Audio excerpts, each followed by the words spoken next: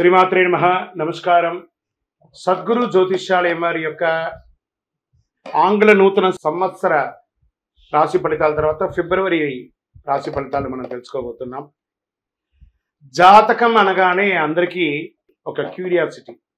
ఈ నెల నాకు ఎలా ఉంటుంది, వ్యాపారం ఎలా ఉంటుంది, ఉద్యోగం ఎలా ఉంటుంది, ఆరోగ్యం ఎలా ఉంటుంది, అసలు నా పరిస్థితి ఎలా ఉంటుంది, అసలు జాతకాన్ని నేను ఎంతవరకు నమ్మొచ్చు, జాతకంలో విశేషాలు ఏంటి అంటే ఇక్కడ వచ్చి గోచార గ్రహస్థితుల్ని దృష్టిలో పెట్టుకొని అన్ని వర్గాల వారిని లెక్క వేసి, ఇది వచ్చి ఒక ప్రామాణికం అనమాట. ఈ లెక్క వేసి ఏ గ్రహాలు ఎలా ఎలా ఉన్నాయి, వారి యొక్క ఫలితాలు ఎలా ఉంటాయనే దాన్ని లెక్క వేసి చెప్పడమే ఈ యొక్క రాశి ఫలితాలు. మీ యొక్క వ్యక్తిగత జాతకానికి ఇది ఒక 40% మాత్రమే వర్తిస్తుంది. మీ సంపూర్ణ జాతకం తెలుసుకోవాలి అని అనుకుంటే మీ పరిసర ప్రాంతాల్లో ఉన్నటువంటి జ్యోతిష్ శాస్త్ర నిపుణుల్ని మీ యొక్క date of birth, time of birth, place of birth ఇచ్చి తెలుసుకోండి. మళ్ళీ చెప్తున్నాను, జ్యోతిష్యం జాతకం అనేది పడుతున్న వర్షానికి ఒక గొడుగు మాత్రమే, కానీ జ్యోతిష్యం జీవితం కాదు. మీరు మిమ్మల్ని నమ్మండి, జ్యోతిష్యం ఆ దారిలో మీకు సపోర్ట్ చేస్తుంది. ఎవరైనా అడగాలనుకుంటున్నారు లేదా మా ద్వారానే అడగాలనుకుంటున్నారా? 21 వయసు లోపు ఉన్న వాళ్ళు అడగకూడదు, చదువుకోవాలి విద్యార్థులు. 60 వయసు దాటిన తర్వాత మీరు అన్ని అనుభవించేశారండి, అన్ని తెలుసు మీకు. జీవితంలో అన్ని వర్గంలో ఉన్నటువంటి వసతులు, కష్టాలు, సుఖాలు అన్నీ పొందారు కాబట్టి మీరు దైవ ప్రార్థన చేసుకోండి, మీకు అన్ని మెరుగ్గా జరుగుతుంది. ఎవరైనా జ్యోతిష్యం తెలుసుకోవాలనుకుంటే వ్యాపారం, ఉద్యోగం, వివాహం, సంతానం, ఆరోగ్యం గురించి ఏమైనా తెలుసుకోవాలనుకుంటే అడగండి. విజయవస్తు. ముందుగా మన యొక్క టీవీ ఛానల్ ద్వారా చూస్తున్నటువంటి ప్రేక్షక మిత్రులందరికీ కూడా శుభాకాంక్షలు. చాలా చక్కగా మమ్మల్ని ఆదరిస్తున్నారు చూస్తూ. కానీ కొంచెం అట్లా like and share and subscribe చేస్తే ఎంతో బాగుంటుంది కదా. మంచి విషయాలు మేము తెలుపుతున్నాము అనుకుంటున్నాం. అది మీకు ఇది మంచిది అనిపిస్తే సబ్స్క్రైబ్ చేయండి. మీతో ఒక 18 మందిని సబ్స్క్రైబ్ చేయించండి. నమస్కారం. జ్యోతిశాస్త్రరీత్యా ద్వాదశ రాశుల్లో 3వ రాశి అయినటువంటి మిథున రాశి మిత్రులారా, మీరు మృగశిర నక్షత్రం 3, 4 పాదములు, ఆరుద్ర నక్షత్రం 1, 2, 3, 4 పాదములు, పునర్వసు నక్షత్రం 1, 2, 3 పాదాలకు జన్మించడం మీరు మిథున రాశి వారిగా పరిగణించబడుతున్నారు. ఈ ఫిబ్రవరి నెల మీకు శుభాశుభ ఫలితాలు ఎలా ఉన్నాయంటే, రాహువు మరియు శుక్రుడు ఈ నెల 10వ ఇంట్లో ఉన్నారు. శుక్రుడు మీనరాశిలో 10వ ఇంట్లో రాహుతో కలిసి ఉన్నారు. 4వ ఇంట్లో కేతు, దశమంలో రాహు, బుధుడు 8వ ఇంట్లో, సూర్యుడు బలహీనమైన స్థితిలో ఉన్న నెలను ప్రారంభిస్తున్నాడు. ప్రియమైనటువంటి మిథున రాశి మిత్రులారా, ఎప్పుడు మీకు ఏదో ఒక టెన్షన్, ఆరోగ్యం పరంగానో లేదా సామాజిక పరమైనటువంటి ఉన్నాయి కదా, అవన్నీ కాస్త పక్కన పెట్టండి. కొంచెం ఒడిదుడుగులతో ఉంటుంది, కాదనట్లేదు, కానీ మీకు చాలా మనోధైర్యం కలిగిన వారుగా మీరు ఎదగాలి. ఈ నెలలో మీరు మీ కోపాన్ని అదుపులో ఉంచుకోవడం నేర్చుకోవాలి. మీకు మీరే ఇబ్బంది పడతారు ఆ కోపం వల్ల. ప్రభుత్వ వ్యవహారాలన్నీ కూడా ఆలస్యమయ్యే అవకాశాలు ఉన్నాయి. మీరు ఏమైనా పర్మిషన్కి పెట్టాలనుకున్నారు, మీ ఇంటి మరమ్మతు కోసం పర్మిషన్ పెట్టడం, ట్యాక్స్ సంబంధించిన పెట్టడం, లైసెన్స్ రెన్యువల్, ఇవన్నీ కూడా కాస్త జాప్యం అయ్యే అవకాశాలు ఉన్నాయి. కోర్టు కేసులు కాస్త మీకు నెగిటివ్గా వచ్చే అవకాశాలు కనబడుతున్నాయి. జాగ్రత్త. రాజీ ధోరణి చేసుకోండి, కాంప్రమైజ్ అయిపోండి. మీరు దేనిలోనైనా విజయం సాధించడానికి మౌనం మీకు ఉపయోగపడుతుంది. శత్రువులు తల వంచుతారు మాస ద్వితీయంలో. పరోక్షంగా కూడా మీకు లాభాలు ఉంటాయి. ఊహించని ధన ప్రవాహం మాస ద్వితీయంలో అద్భుతంగా ఉంటుంది. నెలాఖరులో సోదరులతో ఏర్పడిన చిన్న చిన్న అభిప్రాయ భేదాలన్నీ కూడా కుటుంబ సభ్యులు, అన్నదమ్ములు, అక్కచెల్లెలతో కూర్చొని మాట్లాడుకొని నెరవేర్చుకుంటారు. కుటుంబం, వివాహ ప్రయత్నాలు కలిసి వస్తాయి. ఆకస్మిక ఖర్చుల వల్ల అప్పులు చేయవలసి వస్తుంది. చిట్ ఫండ్ ద్వారా కానీ, బ్యాంక్ లోన్ ద్వారా కానీ, చేబదులుగా ద్వారా కానీ లీగల్గా తీసుకోండి, ఇబ్బంది పడకండి. బంధుమిత్రుల వల్ల ఇబ్బంది కలిగే అవకాశాలు ఉన్నాయి, కాస్త జాగ్రత్త. కొంతమందికి ఆకస్మిక అదృష్టం కలిసి వస్తుంది మాస ద్వితీయంలో. డ్రైవింగ్ చేసేటప్పుడు జాగ్రత్త. ఆరోగ్యం పట్ల శ్రద్ధ వహించాలి. ఈ పొత్తి గడుపుకు సంబంధించి మర్మాంగాల దగ్గర చిన్న చిన్న ఉపాధులు వచ్చే అవకాశాలు ఉన్నాయి, జాగ్రత్త. డ్రైవింగ్ చేసేటప్పుడు జాగ్రత్త. మీ తండ్రితో అభిప్రాయ భేదాలు కొన్ని కనబడుతున్నాయి కాబట్టి కూర్చోండి. మనకంటే పెద్దవాళ్ళు కాబట్టి వాళ్ళ కాళ్ళకు సాష్టాంగ నమస్కారం చేయండి. చేసి మీ తప్పులు ఏమైనా ఉంటే క్షమించమని చెప్పి వాళ్ళు అడగండి. పెద్దవాళ్ళు, వాళ్ళు తప్పుగా వాళ్ళు భావించకుండా వాళ్ళని కూర్చోబెట్టి మాట్లాడి వాళ్ళతో కాంప్రమైజ్ అవ్వండి. సహ ఉద్యోగులతో ఉద్యోగం చేసేటప్పుడు చిన్న చిన్న స్పర్ధలు, మీకు వాకు పోటీ ఇబ్బంది అయ్యి వచ్చే అవకాశాలను జాగ్రత్త పడండి. కాబట్టి అధికారుల నుండి మాస ద్వితీయంలో ప్రశంసలు పొందుతారు. కొంతమందికి పదోన్నతి కోసం మీరు పెట్టినటువంటి అప్లికేషన్స్ రానున్న నెలలో మీకు కలిసి వచ్చే అవకాశాలు ఉన్నాయి. జీతం పెంపు కోసం ప్రయత్నం చేసేవాళ్ళు, నూతనంగా ఉద్యోగం ప్రయత్నం చేసే వారికి నెల ఆఖరి శివరాత్రి తర్వాత మీకు యోగంగా ఉందని కూడా చెప్పవచ్చు. వ్యాపారస్తులకి కాస్త మధ్యస్థంగా ఉంటుంది, మందకొడిగా ఉంటుంది. తోటి వ్యాపారులతో ఇబ్బందులు వచ్చే అవకాశాలు కూడా ఉన్నాయి, జాగ్రత్త. ప్రభుత్వ లైసెన్స్ పొందడంలో ఆటంకం ఉండొచ్చు.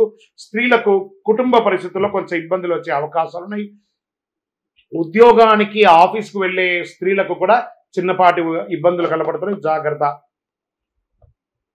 ఆరోగ్యం పట్ల 100% శ్రద్ధ వహించాల్సిందే. విద్యార్థులకి మిశ్రమం. పోటీ పరీక్షలు గట్టిగా చదవాలండి. విద్యార్థులు బాగా చదువుకోవడం మీకు చక్కగా ఉండాలి, మిగతా అన్ని కూడా బాగుంటుంది. మిథున రాశి వారికి చాలా అద్భుతమైనటువంటి ఫలితాలు పొందే అవకాశం కావాలంటే బాగా చదవాలి ఈ నెల అని కూడా చెప్పచ్చు. ప్రయాణాలు చేసేటప్పుడు జాగ్రత్త. భార్యాభర్తల మధ్య చిన్న చిన్న అభిప్రాయ భేదాలు వస్తున్నాయి, దాన్ని కూడా చేసుకోండి. గోచార రీత్యా అష్టమ శని ప్రభావంతో ఉన్నారు కాబట్టి కాకులు కాస్త బెల్లం పెట్టండి. ఆరోగ్యంపై 100 మళ్ళీ చెప్తున్నా, ఆరోగ్యమే 3వసారి చెప్తున్నాను. ఆరోగ్యం పట్ల శ్రద్ధ వహించండి. పవిత్ర స్థలాలు సందర్శించండి. నూతన పరిశ్రమలు ఆలోచన ఉన్న వాళ్ళు కాస్త పోస్ట్పోన్ చేయండి. షేర్ మార్కెట్ మిశ్రమం.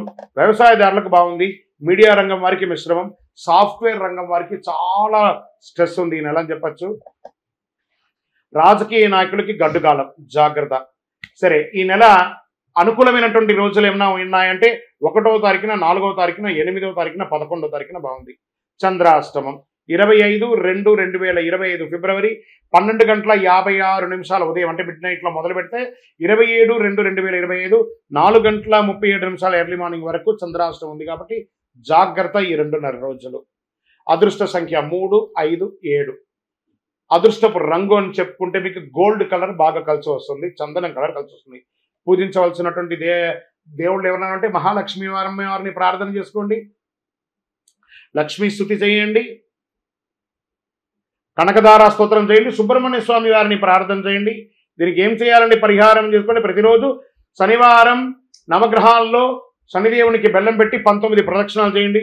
శుక్రవారంలో మహాలక్ష్మికి నెయ్యి దీపం వెలిగించండి. మీ ఆరోగ్యం, మీ ఐశ్వర్యం పెరగడానికి మీ వయస్సు ఎంత ఉందో అన్ని సంఖ్య దీపాన్ని దేవాలయంలో వెలిగించండి. ఇంకనూ అతి శక్తివంతమైనటువంటి ఈ కరుంగాలి మాలను ధరించండి.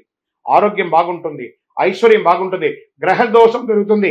జనాలు మన మీద పడి ఏడుస్తున్నారు అని మీకు భావన ఉంటే అవన్నీ కూడా పోతుంది. నరదృష్టి అనేది పోతుంది. శక్తివంతమైనటువంటి కరుంగాలి మాలను ధరించండి. ఇంకనూ మీ యొక్క వ్యక్తిగత జాతకాన్ని తెలుసుకోవాలనుకుంటే మా కింద కనబడుతున్నటువంటి నెంబర్కి మీ date of birth, time of birth, place of birth WhatsApp చేయండి, కాల్ చేయకండి. మా యొక్క అడ్మిన్ మీకు అప్రోచ్ అవుతారు, మీకు టైమింగ్ ఇస్తారు, అప్పుడు మీరు కాల్ చేయొచ్చు. శ్రీమాత్రే నమః. స్వామియే శరణమయ్యప్ప. అందరికీ అయ్యప్ప స్వామి వారి యొక్క విశిష్టతలంతా కూడా మనం గత కొన్ని నెలలుగా చెప్పుకుంటూ వచ్చాం కదా. శబరిమలలో ఈ సంవత్సరం చాలా అద్భుతమైనటువంటి పూజలన్నీ కూడా జరిగింది. ఏ విధమైనటువంటి ఇబ్బంది కూడా జరిగింది. మీ అందరికీ ఇది ఒక ఆహ్వానంగా పడుతున్నాం. తిరుపతికి దర్శనానికి వెళ్ళే ప్రతి ఒక్కళ్ళు కూడాను రైల్వే స్టేషన్ నుండి, బస్టాండ్ నుండి 3 కిలోమీటర్ల దూరంలో ఉన్నటువంటి అయ్యప్ప స్వామి వారి 18 అవతారముల దేవాలయం. ఇది ప్రపంచంలోనే మొట్టమొదటి దేవాలయం అండి.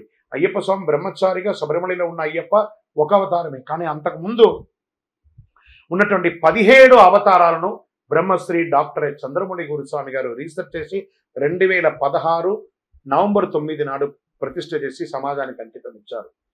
మాల వేసుకున్న ప్రతి భక్తులు లేదా ప్రతి భక్తులు కూడా ప్రపంచంలో చూడవలసినటువంటి ఒక అద్భుతమైనటువంటి క్షేత్రం. 27 దేవాలయాలు ఒకటే ప్రాంగణంలో ఉంటుంది, 18 అవతారాలుగా. రండి, దర్శనం చేసుకోండి. మరియు అతి త్వరలో అశ్విని పర్యంతం, రేవతి, అభిజిత్ నక్షత్రాలకు 28 నక్షత్రాలకు ప్రపంచంలో ఎక్కడ లేదు, మన దేవాలయంలో ఆ నక్షత్ర దేవాలయాన్ని నిర్మించబోతున్నాం. ఏ నక్షత్రానికి ఆ నక్షత్రం ప్రదక్షిణం చేసుకోవచ్చు. అతి త్వరలో ఆ యొక్క ఫొటోస్తో సహా అవన్నీ కూడా మీకు పెట్టడం జరుగుతుంది. 28 దేవాలయాలుగా దాన్ని కట్టబోతున్నాం. ఆధ్యాత్మిక ప్రపంచంలో ఉన్నటువంటి భగవద్బంధువులందరూ దేవాలయాన్ని దర్శనం చేసుకోండి. ఉదయం 6 నుంచి 11 గంటల వరకు, సాయంత్రం 5 నుంచి 8 గంటల వరకు ఈ యొక్క దర్శనం ఉంటుంది. జీవకోన అనే ఒక ప్రాంతంలో జీవలింగేశ్వర స్వామి సన్నిధానంలో 365 రోజులు శివుని మీద నీళ్లు పడుతున్నటువంటి ప్రాంతం కాబట్టి దాన్ని జీవకోన అంటారు. అందులో ఈ యొక్క దేవాలయం ఉంటుంది. తప్పకుండా రండి, దర్శనం చేసుకోండి, స్వామివారి అనుగ్రహం పొందండి. జీవితంలో పుట్టినందుకు ఒక్కసారైనా శబరిమలకి వెళ్ళాలి అని అంటారు చూసారా. మనకు ఆ స్వామి వారి అనుగ్రహం ఉంటేనే ఆ ప్రాంతంలో మనం అడుగు పెట్టగలం. శరణమయ్యప్ప. చంద్రమౌళి వెంకటేశ్వర గురుస్వామి.